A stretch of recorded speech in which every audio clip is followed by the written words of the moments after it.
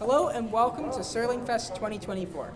I'm Sam Shea, coming to you live from the Broom Theater in Binghamton, New York, the carousel capital of the world and hometown to Twilight Zone creator Rod Serling.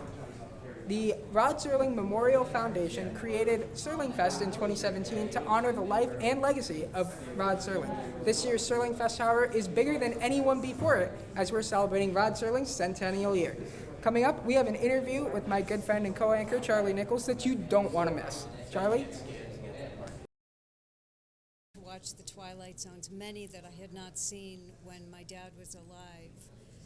And I watched one called In Praise of Pip, and there was a dialogue in there where Jack Klugman says to his son, "Who's your best buddy, Pip?" And Pip would say, "You are." And this is the exact same routine that my dad and I had, where he'd say, "Who's your best buddy?" And I would say, "You are." So this was the epiphany moment for all of us that the private Rod and the public Rod came together. And I think, if I may say, this was the end result of Anne searching for who her father really was, and which Mark can certainly talk to. Well, yes, and I also think that one of the reasons that we're here is because Rod Serling is a great writer, and I don't think you have to qualify that in any way.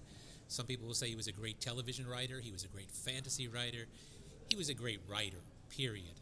And I think that his accomplishments are only going to grow as we get past the centennial year. Yes, we're here because of the 100th anniversary of his birth, but I think that statue, which is 6 feet tall, is going to keep getting bigger and bigger every year. And Charlie, just let me say that Rod would have been so shocked and so overwhelmed by the fact that he is still so influential today, and as we're going to talk about in this panel, some of his work is even more influential, more resonant today than it was when he wrote it, which is eerie. It's Twilight Zone-like. Absolutely. I think it's so amazing that here we are on 100 years and we're still fully celebrating his wishes, will, and work, and I'm so glad to hear that you've been consuming it as well. Another thing that you did mention was the timelessness of Rob's work, so could you tell me a little bit about that? Yeah, Mark, I think you would take that. Well, one of the reasons, as I was saying, that I think that he's a great writer, period, is that great writers, they write of their time, and yet they're timeless. And so many of what Rod Serling wrote, a lot like Mark Twain, it always seems like he's talking about today. It always is like he's talking to us today about today's issues. And that's why there's so many episodes of The Twilight Zone which are more relevant, more resonant than they were when they first aired. A very perfect example of that is The Monsters Are Due on Maple Street, where Rod was talking about the McCarthy era. He was talking about the 1950s and how fear and paranoia could drive Americans apart. That episode today seems much more powerful and resonant than when it aired because we're more divided than we've ever been before.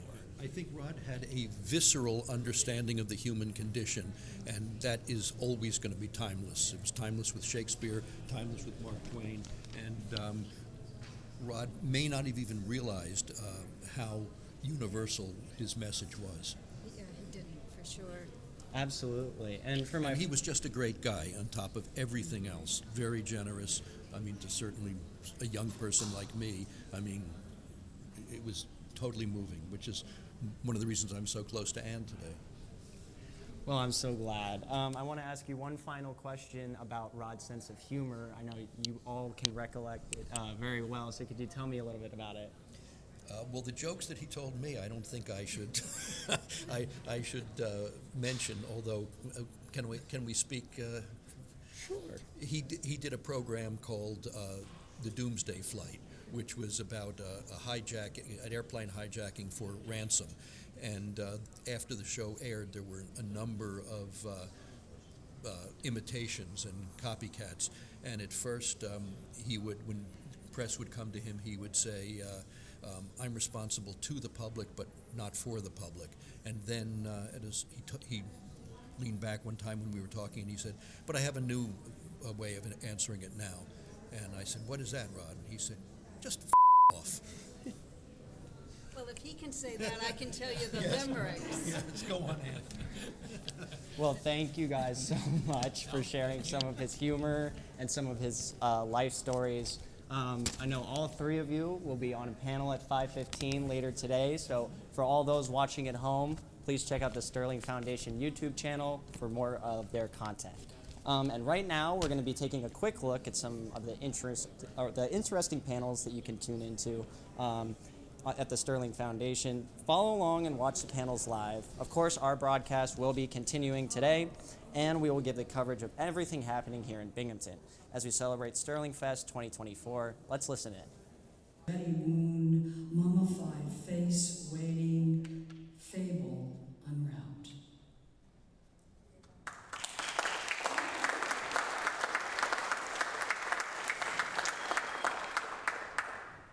You know, that's really her applause, but every time I get to walk out and there's applause, it feels really good. I want that to be my day-to-day experience when I go to work. Believe me, it is not.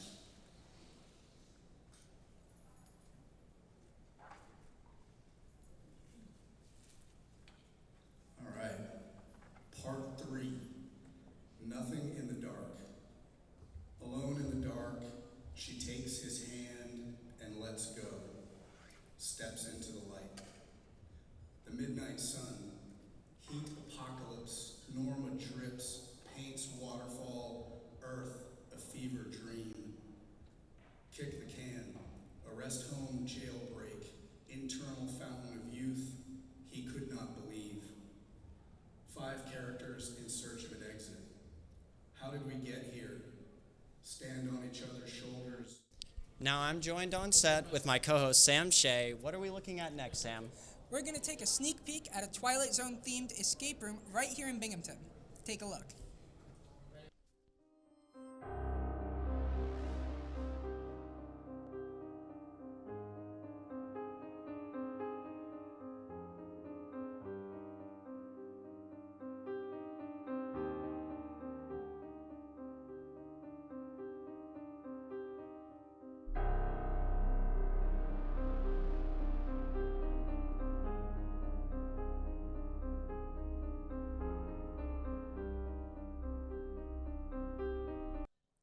Thank you all, and stay tuned to learn even more about that escape room as we continue to bring you coverage of Serlingfest 2024.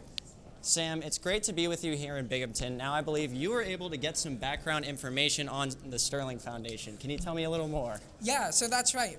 The Rod Serling Memorial Foundation works tirelessly to preserve an archive of Serling's many achievements in media and educate the public about his contributions to the arts, and they also work to put on this festival. It's the biggest year of Serlingfest yet, with Rod Serling's 100th birthday being this year. Amazing. As you can see, Serlingfest 2024 is underway. The event will feature rare Twilight Zone screenings, panels, presentations, along with trivia contests and more. And the festivities will wrap up tomorrow with the reveal of a brand new Rod Serling statue here in Binghamton's Recreation Park. Lots of exciting stuff, Charlie. And we're here to take a deep dive into this amazing annual festival where you can ask yourself, who is Rod Serling? Why is preserving his media, his memory, and his legacy so important? And how does the city of Binghamton plan to play a role in his success? Well, don't worry, we aren't entering the Twilight Zone, but we will be bringing you coverage of everything happening here today. So you may be asking yourself, how did Serlingfest come to be? Well, it came to be with a group of passionate people dedicated to keeping the memory of Rod Serling alive. Following his death, the 1981 documentary, Rod Serling Remembered, sparked a public interest in honoring the legend himself. So in February of 1985, the Rod Serling Memorial Committee was born, with memorable founders such as Serling's wife Carol, and fun fact, David Stearns, president of the baseball operations for the New York City Mets. Huh, I did not know that. Just 2 years later, the committee became a foundation and became recognized as a nonprofit. And now our reporter Jack Butler has an interview with Nick Caprisi, hey guys, president of the here Serling with Foundation, Nick Caprisi, to tell us head even of the more. Let's Serling take a look. Foundation. So Nick, what does the Serling Foundation do? Well, our mission statement is we are dedicated to preserving and promoting Rod Serling's legacy. That is as a writer, as a humanitarian, as an orator, as a teacher, and we, particularly in Binghamton, but all over the world. I love that you mentioned Binghamton. The statue going up in the park, how great is that? Like, what does that mean to preserving this man's legacy? It's been a long time coming, and I think it's a tribute that was long overdue. It's something that it's going to be the most significant tribute to Rod Serling in Binghamton, and we can't wait for people to see it. It's really going to be something. And final question, what are the future plans for the Serling Foundation? Well, we have been investigating at least the idea of having a true Rod Serling museum somewhere in Binghamton, a full multimedia interactive place where people could go and learn not only about Rod Serling, but about the people he influenced, about the people who influenced him, about Binghamton and the history of Binghamton, and all rolled into one. So we hope that that is on the horizon at some point in the future. Nick, thank you very much for your time here. Thanks, Jack. Thank you so much, Nick, for taking time out of your busy day to chat with us about Serlingfest. Now, as we get our show started, I want to give a quick shout out to our social media team. While our show is live, we'll have exclusive content on our Instagram behind the scenes, clips. Make sure to follow us on the Ithaca Instagram, Ithaca TVDM. Well, now let's switch it up and take a look at an escape room right here in Binghamton that has a fun Twilight Zone theme. We sent out a team to check out the place. So my name's Nick Fernan. I'm one of the designers and game masters here at Binghamton Escapes, which is also part of the Southern Tier Independence Center, which is a nonprofit that runs a variety of different programs for people throughout the Southern Tier in order to get people with disabilities more independence in the community and also in order to advocate for people with disabilities. I did grow up in Binghamton, so it's kind of like growing up in the Twilight Zone. We wanted the escape room to be about his life because he is an important staple of this community in Binghamton, but we also wanted to highlight the show as much as possible. So we tried to keep his philosophy about what the show is, which he states at the beginning of each episode, you know, and the key thing we focused on was that it's a dimension of sight, sound, and mind.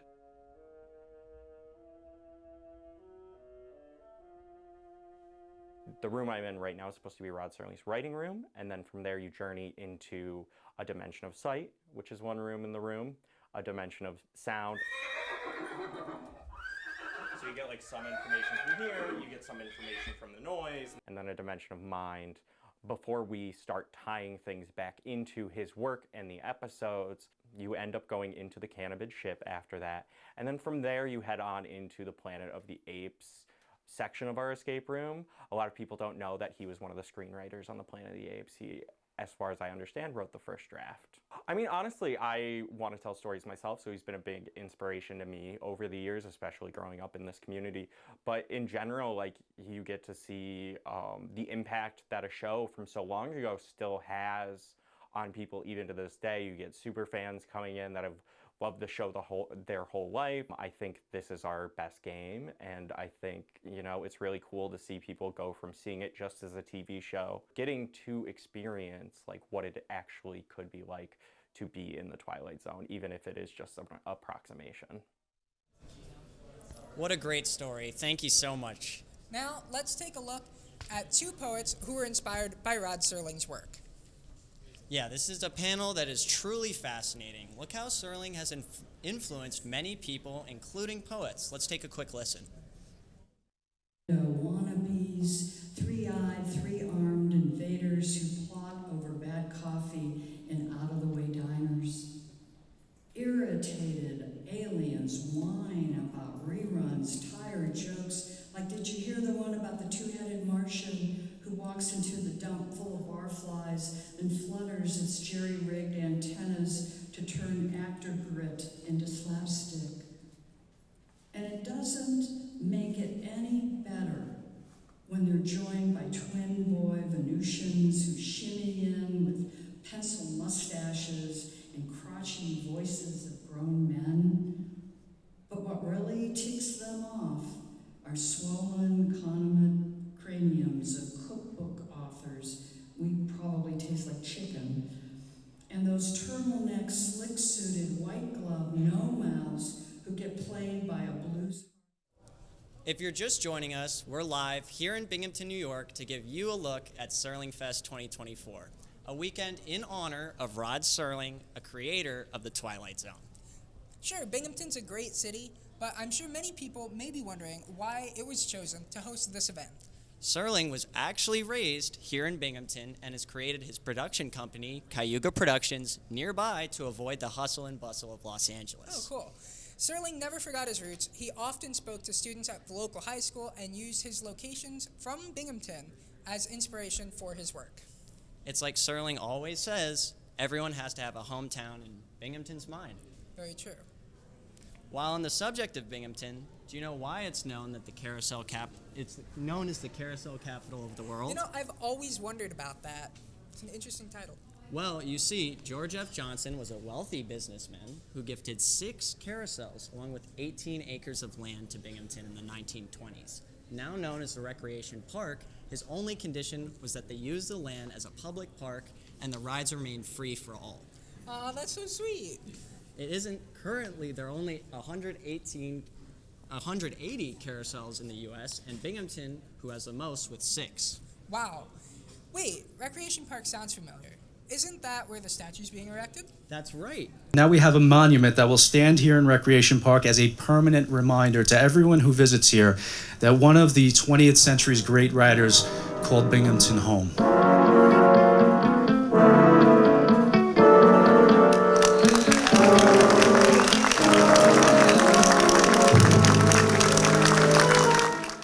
Welcome, everybody, to the long-awaited unveiling of the Rod Serling statue, a tribute to one of the 20th century's most influential writers and someone who came right here from our hometown, the city of Binghamton. Let's hear it for us.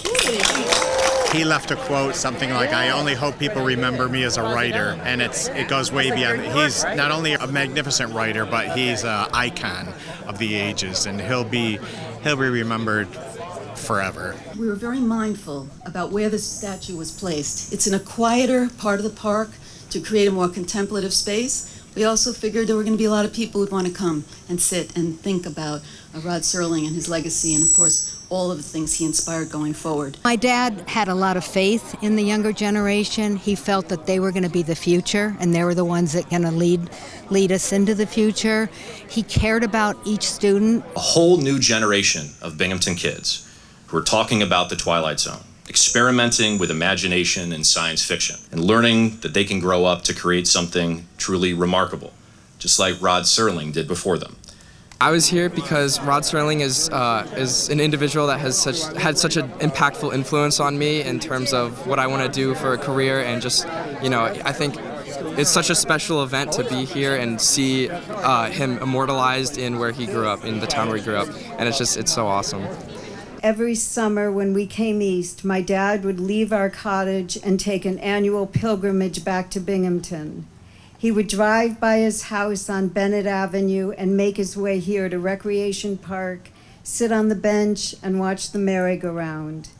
It seems only fitting that the statue would be erected here. My dad was quoted with the following, which perfectly sums up his love and admiration for Binghamton. And I'm sure a lot of you have already heard this, but I'm going to read it again. Everybody has to have a hometown, and Binghamton was mine. In the strangely brittle makeup of a human being, there's a need for a place to hang the hat or a kind of geographical womb to crawl back into. Or maybe just a place that's familiar, because that's where you grew up. For whatever else I may have had or lost or will find, I still got a hometown, and this nobody's going to take away from me.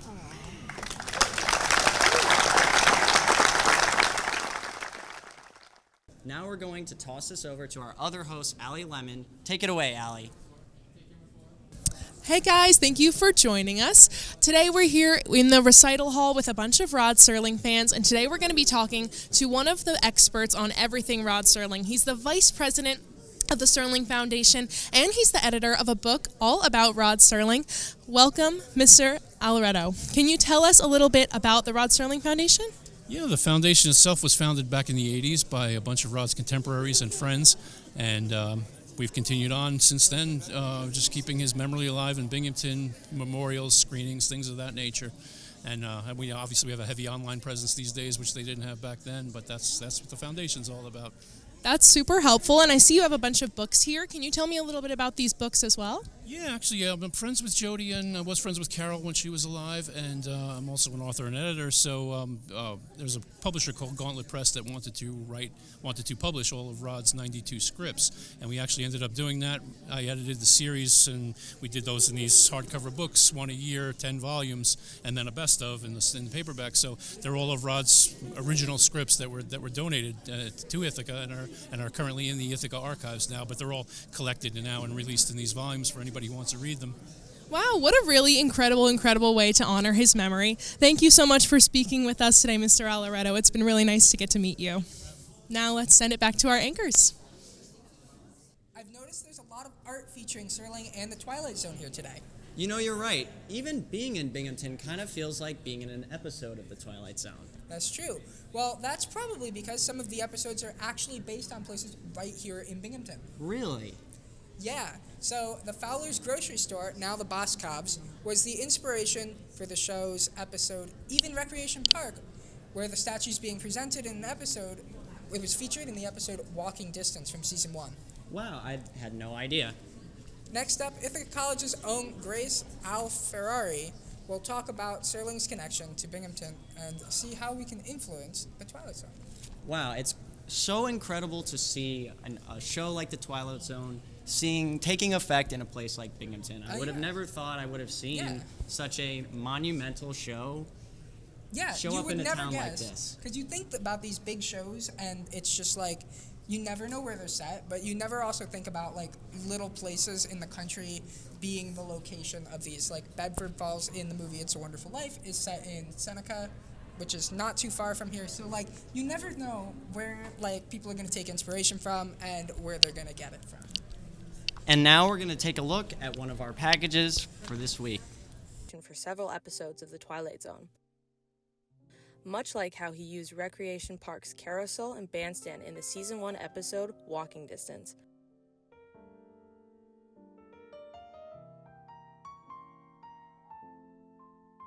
There's even a plaque in the park commemorating this episode. Rod Serling created a lasting legacy not only among millions of fans and the state of popular culture, but with his beloved hometown as well. Everyone has to have a hometown. Binghamton's mine. When I dig back through my memory cells, I get one particularly distinctive feeling, and that's one of warmth, comfort, and well-being. For whatever else I may have had, or lost, or will find, I've still got.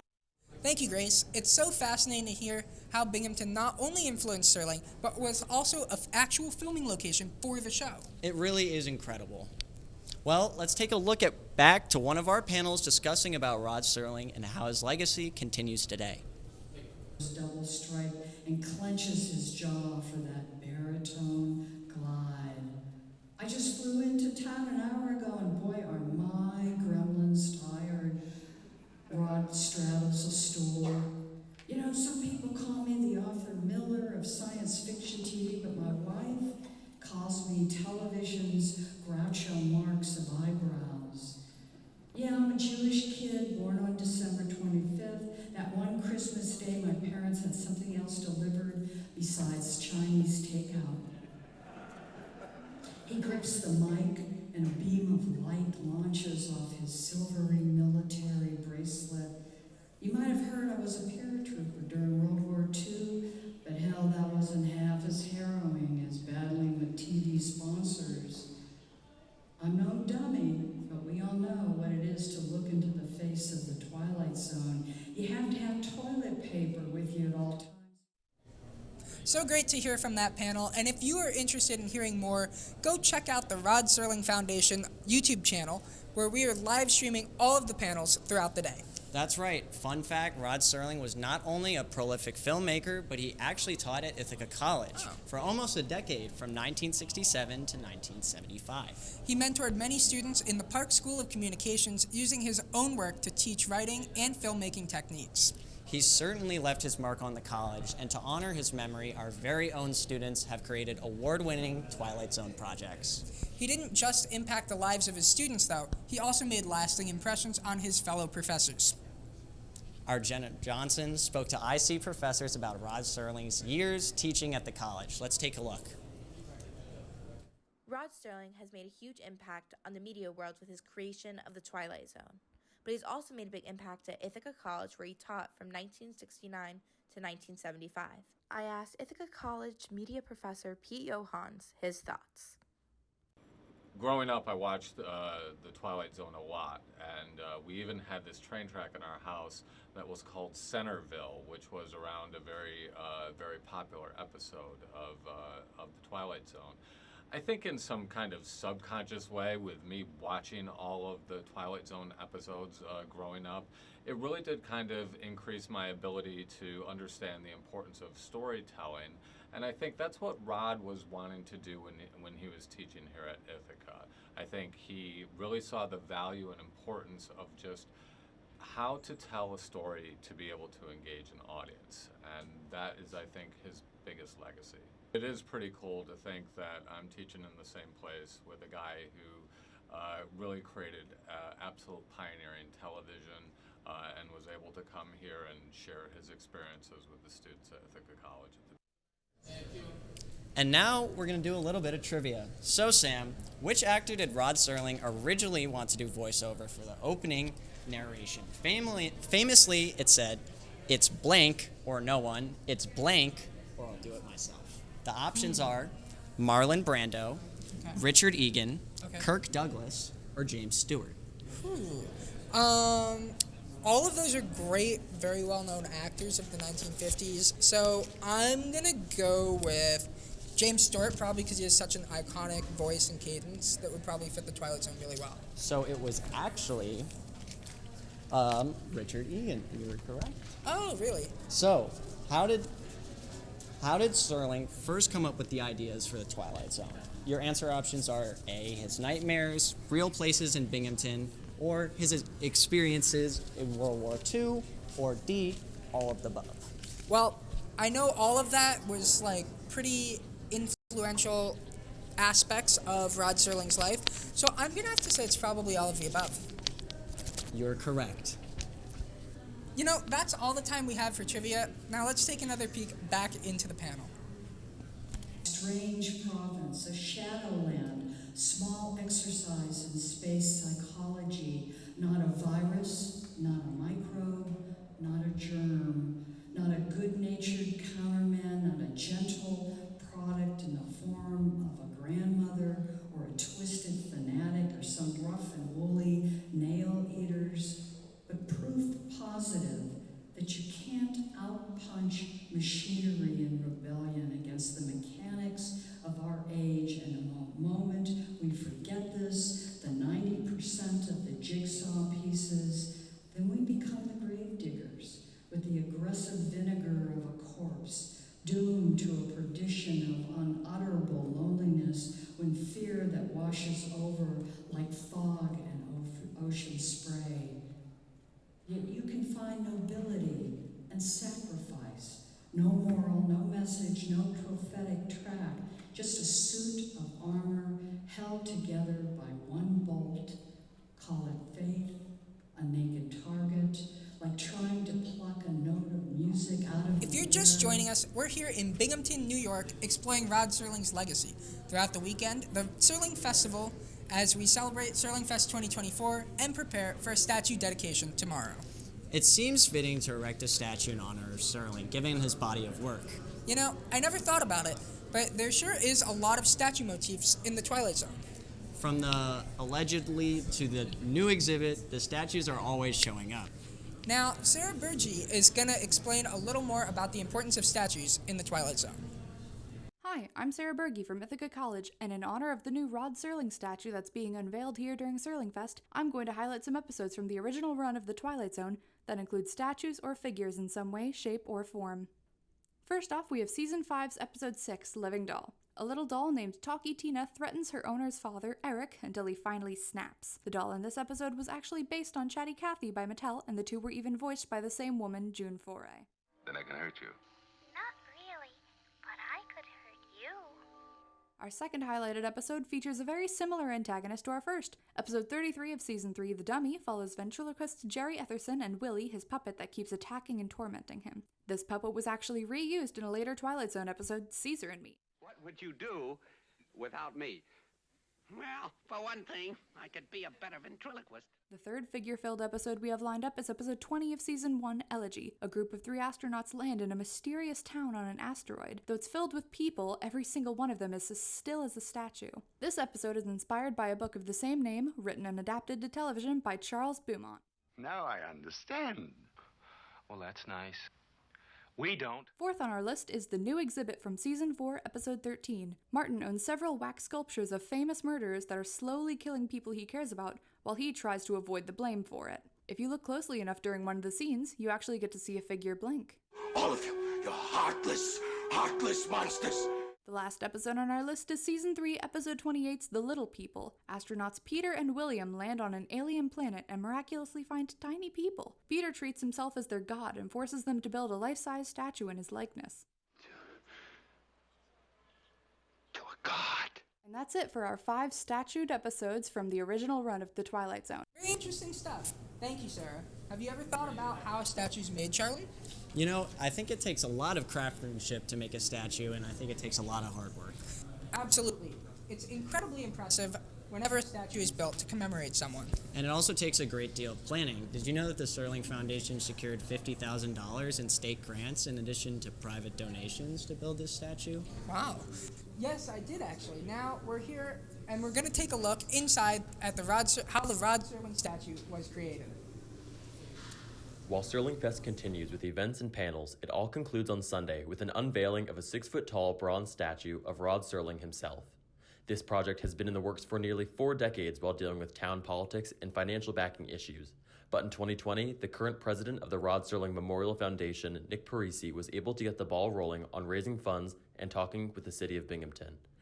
After 3 years of unsuccessful fundraising, especially through the COVID-19 pandemic, Assemblywoman Donna Lupardo joined the project and was able to secure a New York State grant, finally making it possible for this dream to come to fruition. The Utah-based family-owned business, Statues.com, created the statue working closely with Ann Serling and the Foundation's board of directors to achieve a larger-than-life, accurate representation of Serling. Victoria Karpos, who acts as the custom statue project coordinator of Statues.com, says, "Creating the statue of Rod Serling stands out as a highlight in our business career. While we've worked on numerous important and meaningful projects, crafting the statue of Rod Serling will forever hold a special place in our hearts."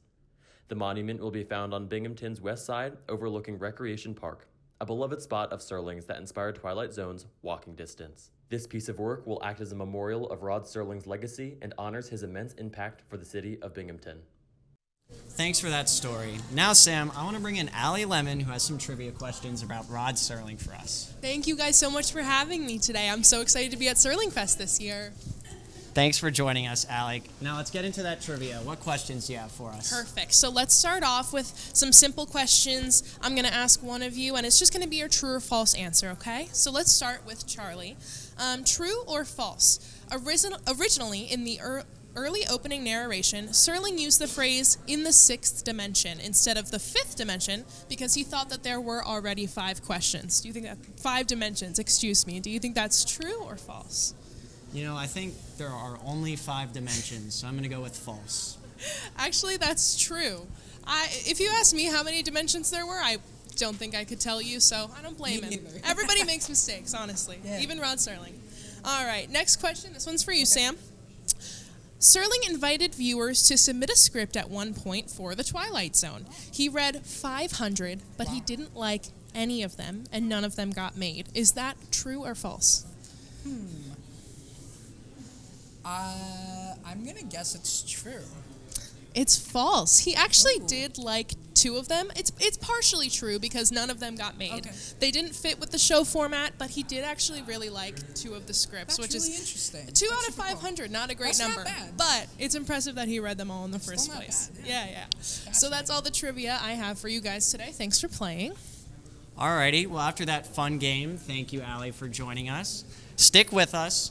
Our friend Sam is going to head into the other room where we have a variety of vendors set up in just a few minutes. We're going to see all the different products that they're selling, but before that, we're going to hear all about the fun Serlingfest goers are having today. Our reporter Owen Donahue went out to talk to some of the enjoyers of the festival. Let's take a look. Rod Serling is a tremendously decorated and renowned television screenwriter and producer, but you already knew that. Just like how you already knew, I am in lovely Binghamton, New York, joined by other Serling-loving individuals at Serlingfest 2024. Best known for his TV anthology sci-fi series The Twilight Zone, Serling's passion project is a reflection of his own beliefs and values as a man unafraid to challenge the industry and viewers at large. So, while at Serlingfest in 2024, I sought out to talk to some of those Twilight Zone viewers to see how the show holds up and why it's significant today. It's because of Rod's writing. I remember when I was probably 16, 17 years old when I first discovered The Twilight Zone. I just remember thinking that his writing was just light years beyond anything I'd ever seen. And then watching each episode, I realized how many things are inspired by what Rod wrote and the different episodes that he created. One of the reasons why it has stood the test of time, if you will, is because it was so groundbreaking and it was so revolutionary, not even just for the time, but in general. But if you go back to when it came out, nobody was talking about the things that Rod was talking about. And, even tackling race, tackling the war. These were real taboo subjects that he was getting into. Rod Serling's Twilight Zone remains one of the most influential television shows ever written and proves to transcend generations still. Thanks, Owen. It sounds like people are out there having a great time today. For sure. And if you're just now joining us, we are here at Binghamton's Serlingfest 2024, where we're celebrating the life and legacy of Rod Serling. What some may not know, Serling was one of the brave 16 million Americans who fought in World War II. His experiences in the war impacted his politics and went to be largely influential on his show, The Twilight Zone. That's very correct. And given his Jewish heritage, he was expected to fight for his people and his country. But unfortunately, his experiences with the war were far more haunting and traumatizing than Serling could have imagined. As a paratrooper, he experienced intense combat in the Philippines, losing friends and facing serious injury to his kneecap that would affect him for the rest of his life. On one occasion, he even risked his life to save a woman from gunfire. After his dismissal, these experiences were profoundly impactful on his creative endeavors. One specific episode of The Twilight Zone, called Purple Testament, has a close tie with Serling's real life. The story depicts a soldier fighting in the Philippines who knows which of the other soldiers will live and which will die. Throughout his body of work, he has been starkly anti-war. When the Vietnam War went underway, he was super outspoken against it, earning him the title of TV's Angry Young Man. Activism has always been an important part of Serling's writing, with topics like war, racism, censorship coming up often. He also held strong in his values, even getting into arguments with other TV executives over issues such as that. Ben Fareka has more on Serling's commitment to social change with this story. Rod Serling always believed it was the writer's job to explore socially significant content in their work. From his time writing the critically acclaimed shows like Requiem for a Heavyweight or his most well-known work, The Twilight Zone, Serling has always exemplified what it means to be socially conscious. For his efforts, Ithaca College dedicated an award to Rod Serling called the Rod Serling Award for Advancing Social Justice. Some of the award's past recipients include writers and producers such as Norman Lear, David Simon, and most recently Jordan Peele. Peele was given the award for his work on the 2019 reboot of The Twilight Zone. I had the chance to speak with Sarah Goldberg, an assistant editor on Jordan Peele's Twilight Zone project. Yeah, I think I think Twilight Zone is one of those shows that's good, that makes you kind of come to your own conclusions. It doesn't really say you have to think about it this way, you have to think about it that way. It's sort of like, oh, well, now what? Jordan Peele is known for making thought-provoking work, much like Rod Serling. This was a sentiment that was shared by Sarah. But yeah, he's always sort of trying a new way to tell something. And again, that open-endedness, Nope, the movie just, you're kind of like, wait, what? Mm-hmm. But what about this? What about that? And you're just, the fact that you're even thinking about it after you see it, I think is one of his goals, Both Jordan Peele and Rod Serling's work is not only about what you see on the screen, but what you feel off the screen. Writers like them make people think about the bigger picture, and they also get awards named after them too. Since the beginning of his career in radio, film, and TV, Serling has faced many barriers. And it could even be argued that these barriers, such as censorship, are what sparked his own passion to create the Twilight Zone.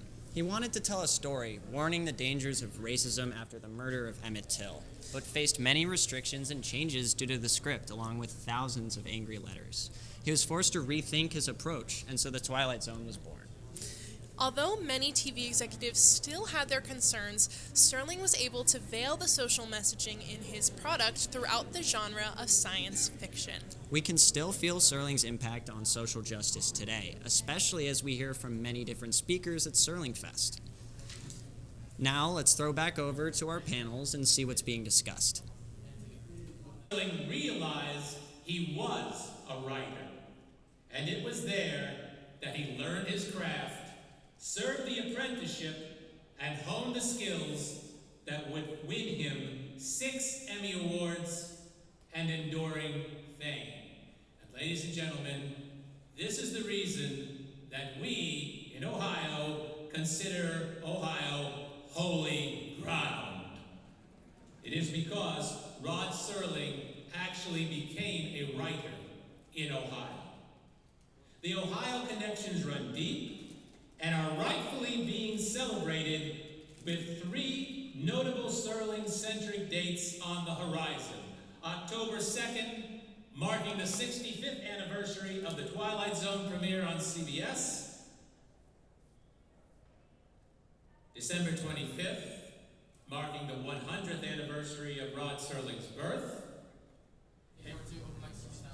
It's great to hear from these panels as we cover remarkable life, the remarkable life Rod Serling had, and these panels would not be possible without the Rod Serling Foundation.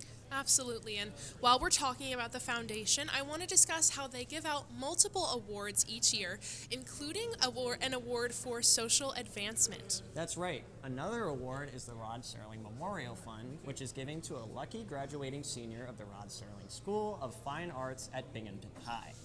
Applicants must write an essay addressing dealing with prejudice in the modern era.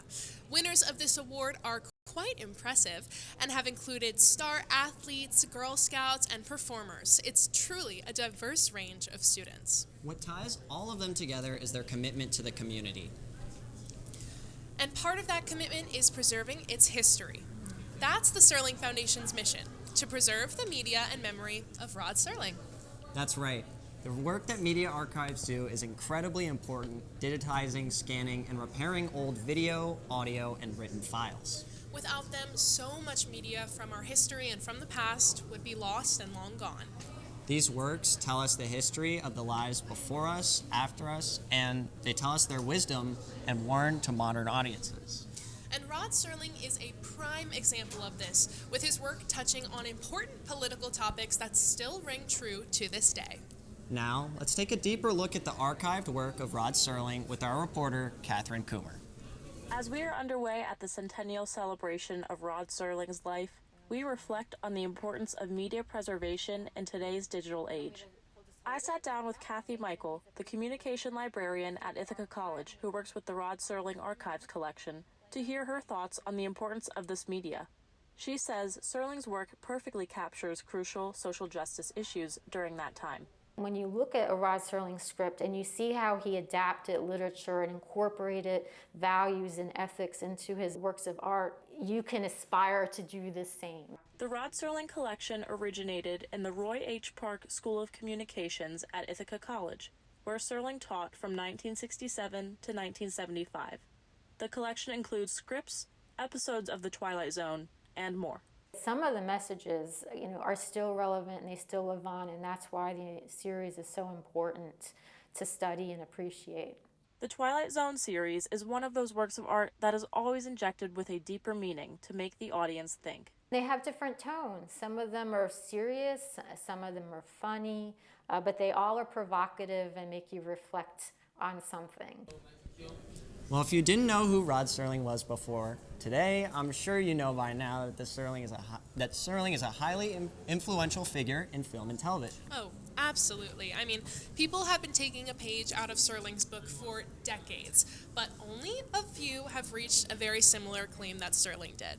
The Twilight Zone has been adapted into literature, radio series, films, and even theme park attractions. And don't get me started on the amount of television revivals. Oh, yeah. Some television revivals include a 1985 series, a 2002 revival, and a 29 series hosted and created by Serling's prodigy, Jordan Peele. That's right, and it's not just his adaptation that takes note from Serling. No, Peele's transition from comedy into horror takes a major page out of Serling's book. You can even track it down to specific episodes. Peele's hit horror film Us has roots in an episode called Mirror Image from season 1 of The Twilight Zone. Imagine running into an alternate version of yourself. How spooky. I know, isn't that crazy? Both writers really do love their doppelgangers, don't they? All right, so on that note, while we're talking about Jordan Peele and Rod Serling and their similarities, I'm going to play a little game with you. You're going to have to guess correctly who said the quote, Rod Serling or Jordan Peele. So we'll do one or two. Ready?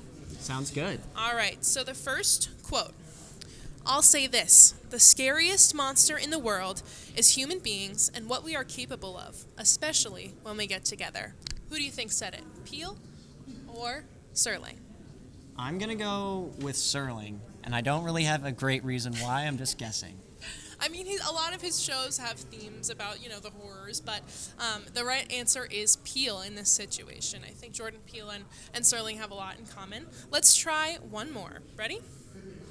Coming up with ideas is the easiest thing on earth. Putting them down is the hardest.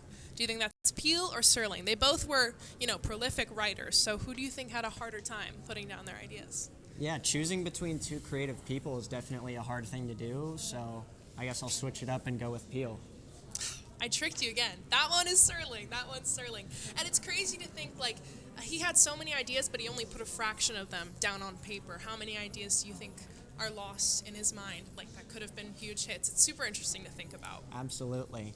Well, what a fun game and a great way to learn about them both through their own words. Absolutely. Thank you for playing. Now let's throw it over to Sam Shea, who has a few vendors he has talked to. Sam, what's it looking like out there? We're here in the auditorium of the Broome Performing Arts Center. Some of the vendors here at the event for Serlingfest. Right now we're here with Scott Skelton and Jim Benson with their book Night Gallery and also some of their art. Nice to meet you guys, gentlemen. Nice to meet you, Sam. Nice to meet you, too. Nice to meet you, Sam. So, could you tell us a little bit about your book and the show Night Gallery?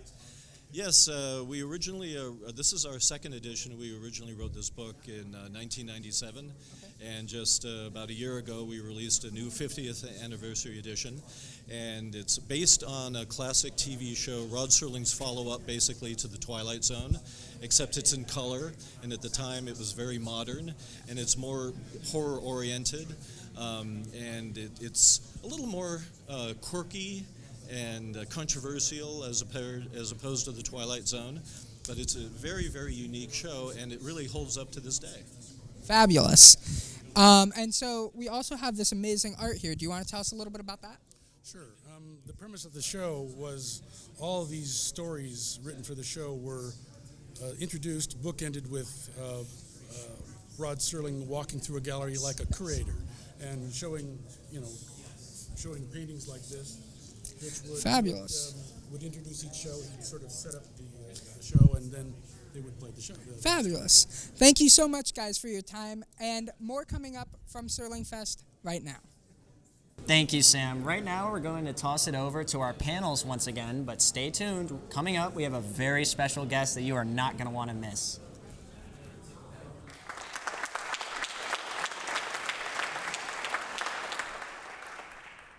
The knee would continue to give him problems, sometimes spontaneously bleeding, sometimes causing him to fall. But then there were the wounds you couldn't see, the horrors that weighed so heavily on his psyche and fueled his nightmares. Serling would tell an adult writing class at Antioch College in the 1960s, shrapnel wounds and mangled bullet-ridden bodies are not the only casualties of war. There are casualties of the mind, and every war produces a backwash, a residue of pain and grief. He decided to give Antioch a try because his older brother, Robert, had gone there, class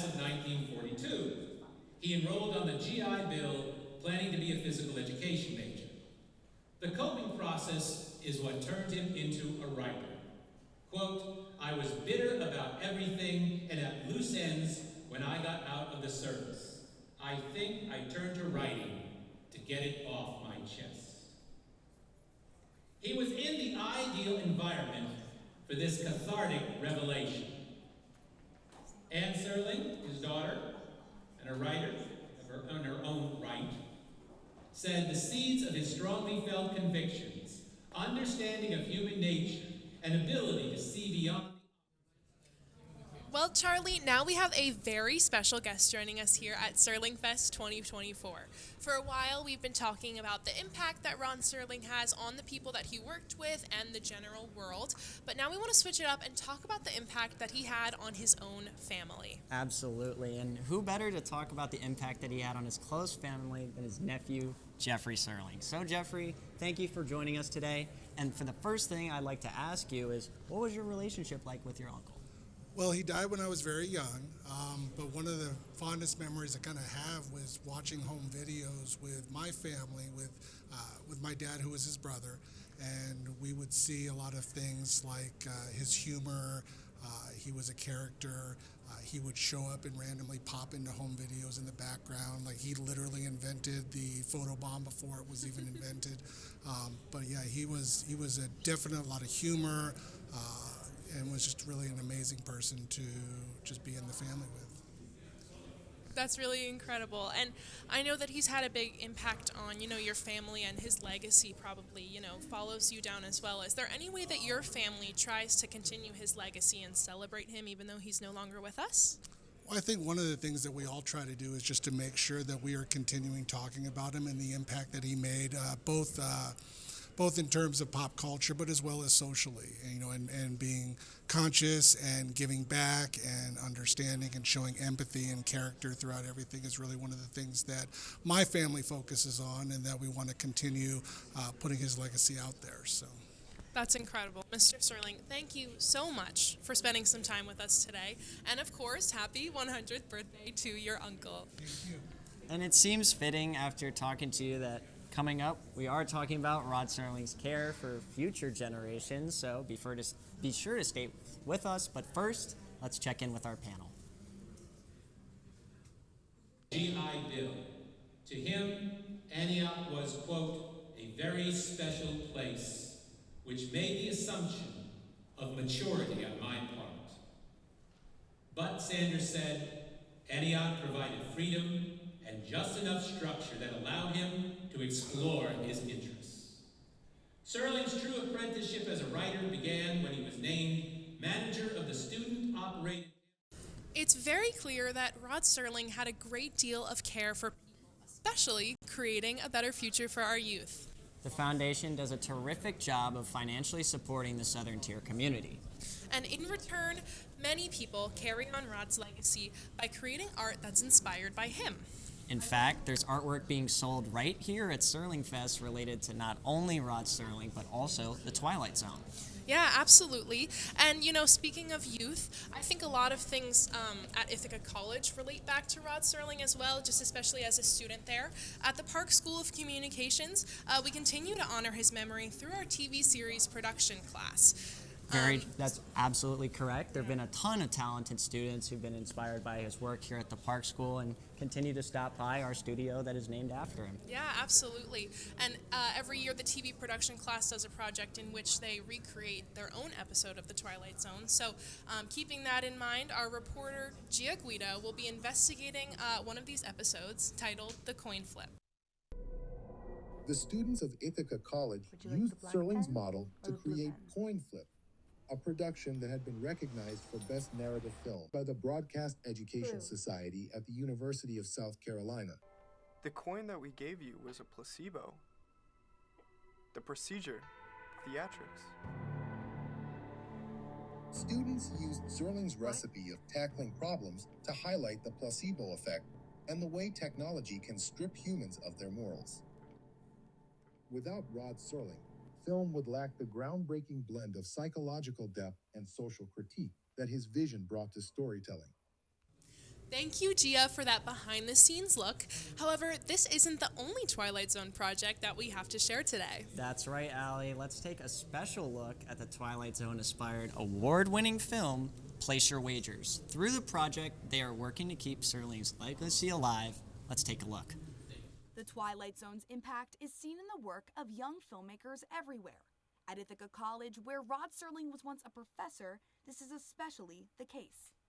The college's TV series production class studies Serling's archives every semester, and then finds a way to make an episode of their own.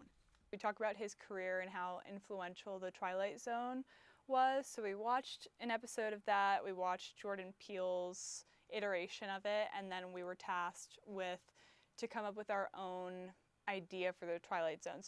Julia McWiggin is just one of many students learning from the work of Serling. She wrote, directed, produced, and edited her episode over the last semester with the help of her production group. Since betting apps are so popular today, if someone started playing a real-life betting app that was on actual people and their activities. The group's hard work paid off, and now their film is award-winning and even in the running for national awards.